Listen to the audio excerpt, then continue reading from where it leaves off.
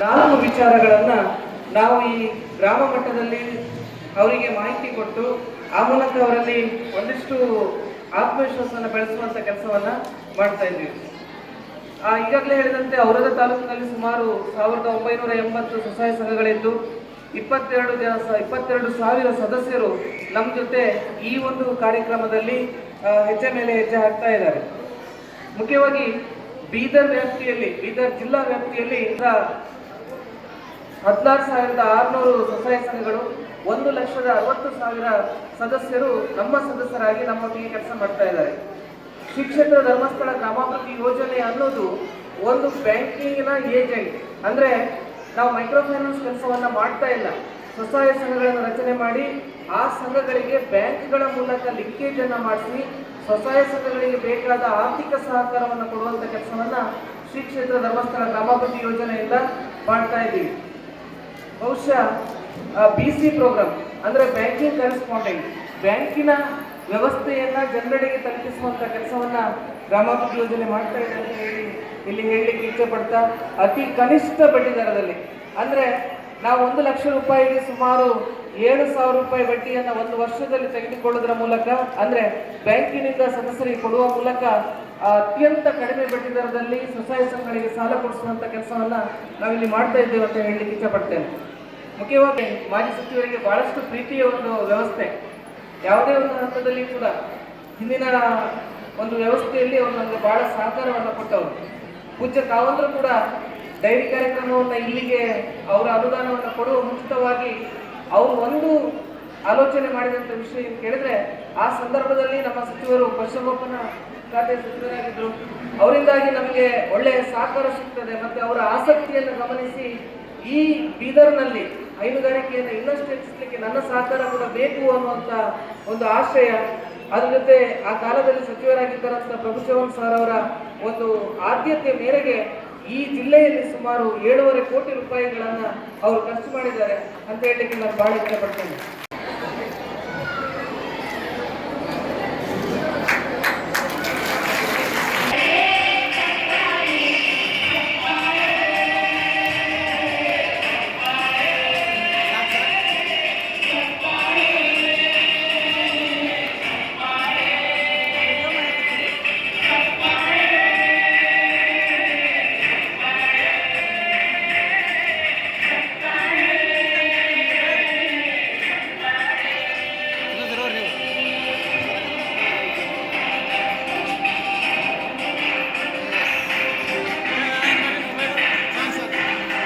ಅವರನ್ನು ಹೊಲಿಸಿಕೊಡುತ್ತಾ ನಮ್ಮ ಜನಪ್ರಿಯ ಶಾಸಕರಾದ ಪ್ರಭು ಚವ್ಹಾಣ್ ಅವರನ್ನು ಕೂಡ ಈ ಸಂದರ್ಭದಲ್ಲಿ ಹೊಂದಿಸಿಕೊಡುತ್ತಾ, ವೇದಿಕೆಯಲ್ಲಿರುವಂಥ ಎಲ್ಲ ಆತ್ಮೀಯ ಗಣ್ಯರೇ, ಈ ದಿನ ನಮ್ಮ ಗ್ರಾಮಾಭಿವೃದ್ಧಿ ಯೋಜನೆಯಲ್ಲಿ ತಾಲೂಕಾ ಸರ್ವಾಂಗೀಣ ಅಭಿವೃದ್ಧಿ ಆಗಬೇಕು, ಸರ್ಕಾರಿ ಯೋಜನೆ ಎಲ್ಲರಿಗೆ ಲಾಭ ಆಗಬೇಕು, ಸರ್ಕಾರ ಯೋಜನೆ ಮನೆ ತನಕ ತಲುಪಬೇಕು, ನಮ್ಮ ತಾಯಿಂದ್ರೆ ಏನೇನು ಕಾರ್ಯಕ್ರಮ ಇದೆ ಪೂರ್ತಿ ಮುಟ್ಟಿಸಬೇಕು. ಅದಕ್ಕಾಗಿ ನಾನು ತಮ್ಮ ಸೇವಕನಾಗಿ ಅಣ್ಣ ಆಗಿ ಸೇವಾ ಮಾಡ್ತಾ ಇದ್ದೀನಿ. ಜೊತೆಗೆ ನಾವು ಯಾವ ತರ ಹೇಳಿದೀನಿ, ಮಿನಿ ಸರ್ಕಾರ ವೀರೇಂದ್ರ ಜಿ ಅವರು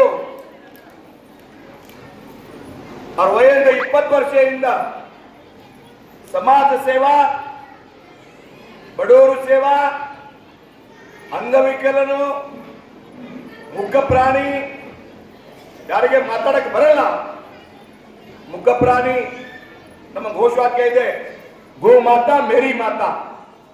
ನಮ್ಮ ಘೋಷವಾಕ್ಯ ಇದೆ, ಗೋ ಮಾತಾ ಮೇರಿ ಮಾತಾ. ಫಸ್ಟ್ ನಮ್ಮ ಮಾತಾ ಹಾಲು ಕೊಡುತ್ತೆ, ಆಮೇಲೆ ಗೋ ಮಾತಾ ಹಾಲು ನಮ್ಗೆ ಕೊಡುತ್ತೆ. ಇಂಥ ಹೆನುಗಾರಿಕೆ ಸಲುವಾಗಿ ವೀರೇಂದ್ರ ಜಿ ಅವರು MP ಲ್ಯಾಡ್ನಲ್ಲಿ ಬೀದರ್ ಜಿಲ್ಲೆಗೆ ಆಯ್ಕೆ ಮಾಡಿ ಮುಗ್ಗ ಪ್ರಾಣಿ ಸೇವೆ ಆಗಬೇಕು, ಮುಗ್ಗ ಪ್ರಾಣಿ ಕಸಾಯಿಖಾನೆ ಹೋಗಬಾರ್ದು, ಅನೇಕ ಯೋಜನೆ ಜಾರಿಗೆ ತಂದಾರ.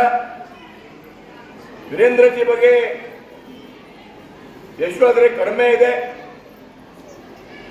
ಅವರ ವಿಚಾರ ಅವ್ರ ಸಂಸ್ಥಾ ಬಗ್ಗೆ ಅವ್ರು ಎಲ್ಲಿ ಕೂಡ ಕೆಲಸ ಮಾಡ್ತಾ ಇದ್ದಾರೆ ಅವ್ರು ಕೂಡ ಸೇಮ್ ವಿಚಾರ. ಮಂಜುನಾಥ್ಗೆ ಪೂಜಾ ಮಾಡ್ತಾರ, ತಾಯಿ ಭುವನೇಶ್ವರಿ ಪೂಜಾ ಮಾಡ್ತಾರ. ಸಂಸ್ಥಾನ ನಾನು ಕೇಳಿದ್ದೀನಿ, ನಮ್ಮ ಕೇಂದ್ರ ಸರ್ಕಾರ ಯೋಜನೆ ಇದೆ, ಪೂರ್ತಿ ಯೋಜನೆ ಅವ್ರು ಅನುಷ್ಠಾನ ಮಾಡ್ತಾರೆ. ಆಮೇಲೆ ಬ್ಯಾಂಕಿಂಗ್ ಲೋನ್ ಅವ್ರು ಅನುಷ್ಠಾನ ಮಾಡ್ತಾರೆ. ನಾನು 10 ತಾಯಿಗೆ ಚೆಕ್ ಕೊಟ್ಟಿದ್ದೀನಿ. ಸರ್ಕಾರ ಇದ್ರೆ ಇಂಪ್ಲಿಮೆಂಟ್ ಆಗಬೇಕು, ಬಡವರಿಗೆ ತಲುಪಬೇಕು. ಅದಕ್ಕಾಗಿ ಸಂಸ್ಥಾ ಒಳ್ಳೆ ಕೆಲಸ ಮಾಡ್ತಾ ಇದೆ.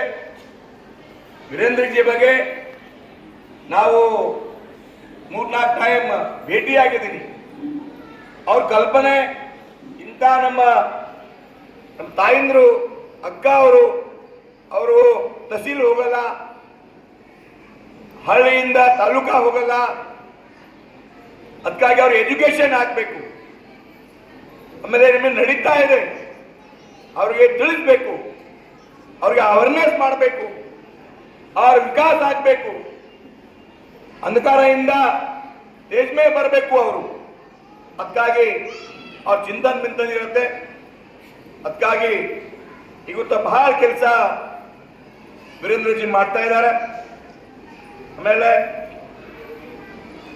ಸ್ವಸಹಾಯ ಸಂಘ ಕೂಡ ಇಲ್ಲಿ ಅದ್ಭುತವಾಗಿ ಕೆಲಸ ಅವ್ರು ಮಾಡ್ತಾ ಇದ್ದಾರೆ. ಈಗ ನೋಡಿದ್ರಿ, ಬಡ ಕುಟುಂಬಗಳಿಗೆ ಮಾಶಾಸನು ಒಂದು ಅಜ್ಜಿ ನೋಡಿದಿರಿ, 100 ವರ್ಷ ಆಯ್ತು, ಜಾಸ್ತಿ ಆಯ್ತು ಗೊತ್ತಿಲ್ಲ, ಅವರು ಮಂತ್ಲಿ 1,000. ಅದಕ್ಕಾಗಿ ನಾನು ಹೇಳಿದ್ದೀನಿ, ವೀರೇಂದ್ರಜಿ ಮಿನಿ ಸರ್ಕಾರ, ನಾನು ಫುಲ್ ಸರ್ಕಾರ, ಹಾಫ್ ಸರ್ಕಾರ. ಈ ಹಾಫ್ ಸರ್ಕಾರ ಮಿನಿ ಸರ್ಕಾರ ಎಲ್ಲಿ ಮನೆಯಾಗಿ ಹೋಗಿ ಸರ್ವೆ ಮಾಡಿ ಇಂಥ ತಾಯಿಂದ್ರಿಗೆ ಪ್ರತಿ ತಿಂಗಳಿಗೆ 1,000 ರೂಪಾಯಿ ಮಾನ್ಧನ್ ಮಾಸ್ಟರ್ ಕೊಡ್ತಾ ಇದ್ದಾರೆ. ಆಮೇಲೆ ಹಾಲಿಂದ ಸೊಸೈಟಿ ಎಲ್ಲ ಬಹಳ, ನಾನು ಪಶುಸಂಗೋಪನೆ ಮಂತ್ರಿಯಾಗಿ ಒಂದು 10 ಪ್ರೋಗ್ರಾಮ್ ಪ್ರಾರಂಭ ಮಾಡಿದ್ದೀವಿ. ಈ ಸರ್ಕಾರ ಬಂದ ಮೇಲೆ ಎಲ್ಲ ಕ್ಲೋಸ್ ಮಾಡಿಬಿಟ್ರು. ನಾನು ಪುಣ್ಯಗುಡಿ ಗದ್ದೆ ಯೋಜನೆ ಮಾಡಿದ್ದೀನಿ. ನಿಮಿಷ ಅಂದ್ರೆ ನೀವು ಸ್ವಸಹಾಯ ಸಂಘ ಮಾಡಕತ್ತೀರಿ. ಈ ಸ್ವಸಹಾಯ ಸಂಘದ ಮುಖ್ಯ ಉದ್ದೇಶ ಏನದ? ಯಾಕೆ ಮಾಡಬೇಕು ಈ ಸ್ವಸಹಾಯ ಸಂಘ? ಈ ಸ್ವಸಹಾಯ ಸಂಘದಿಂದ ತಮಗೆ ಆಗುತ್ತಿರ್ತಕ್ಕಂಥ ಲಾಭಗಳೇನು? ಆ ಲಾಭಗಳೇನು? ಯಾರಿಗೋಸ್ಕರ ಈ ಸ್ವಸಹಾಯ ಸಂಘವನ್ನು ಏರ್ಪಡಿಸ್ತಾ ಇದೆ ಸರ್ಕಾರವಾಗಿ ಒಂದು ಸಂಘ ಸಂಸ್ಥೆಯಿಂದ ಆಗುತ್ತೆ. ಅದು ಮೊದಲು ನಾವು ಅರಿವು ಮಾಡಿಕೊಳ್ಬೇಕಾಗಿದೆ. ಈ ಒಂದು ಸ್ವಸಹಾಯ ಸಂಘದ ಮುಖಾಂತರ ಇವತ್ತು ಆಡ್ತಿರ್ತಕ್ಕಂಥದ್ದು ಯಾವುದೇ ಸರ್ಕಾರ ಇವತ್ತು 75% 50% ಏನಂತಂದ್ರೆ ಒಂದು ಸಂಘದ ವತಿಯಿಂದ ಈ ಒಂದು ಮಹಿಳಾ ಸಮೀಕರಣ ಆಗಬೇಕು. ಸಮಾಜದಲ್ಲಿ ಈ ಸಮಾಜದಲ್ಲಿ ಮಹಿಳೆಯರಿಗೆ ಒಂದು ಹಕ್ಕು ಬಾಧ್ಯತೆಗಳು ಸಿಗಬೇಕು, ಸರಿಸಮನಾಗಬೇಕು, ಸಮಬಾಳು ಸಮಪಾಲಂತ ಒಂದು ನಮ್ಮ ಸರ್ಕಾರ ಹೇಳ್ತಾ ಇದೆ. ಆದರೆ ಸಮಬಾಳು ಸಮಪಾಲುವೊಂದಿಗೆ ನಾವು ಎಲ್ಲ ದೃಷ್ಟಿಯಿಂದ ಅನುಕೂಲದಿಂದ ಅವರಿಗೆ ಬರ್ತಿರ್ತಕ್ಕಂಥ ಯೋಜನೆಗಳನ್ನು ಮುಟ್ಟಿದಾಗ ಮಾತ್ರ ಸಮಬಾಳು ಸಮಪಾಲು ಅಂಥ ಯೋಜನೆಯನ್ನು ಹಮ್ಮಿಕೊಂಡಿರ್ತಕ್ಕಂಥ ಈ ಧರ್ಮಸ್ಥಳದ ಅಧಿಕಾರಿಯಾಗಿರ್ತಕ್ಕಂಥ ವೀರೇಂದ್ರ ಹೆಗಡವರ ಅಧೀನದಲ್ಲಿ ನಡೆಯುತ್ತಿರ್ತಕ್ಕಂಥ ಈ ಒಂದು ಸ್ವಸಹಾಯ ಗುಂಪು, ಈ ಸ್ವಸಹಾಯ ಗುಂಪಿಗೆ ಬೇಕಾಗಿರ್ತಕ್ಕಂಥವರು ಕೇವಲ ಒಂದು ಸ್ವಸಹಾಯ ಗುಂಪಿಗಷ್ಟೇ ಅಲ್ಲ, ಶಿಕ್ಷಣ ಕ್ಷೇತ್ರದಾಗಲಿ,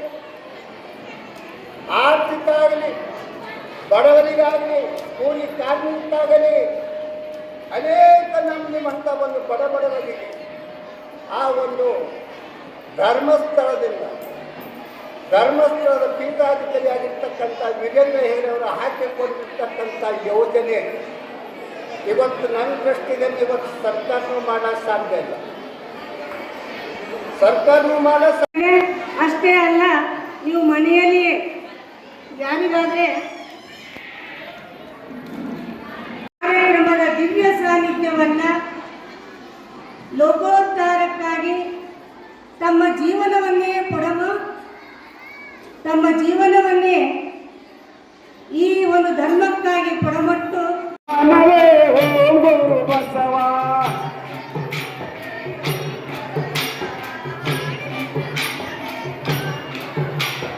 ಆಡು ಎನ್ನ ಮನವೇ ಹೋಗೋರು ಬಸವ ಕೇಳು ಎನ್ನ ಮನವೇ ಹೋಗೋರು ಬಸವ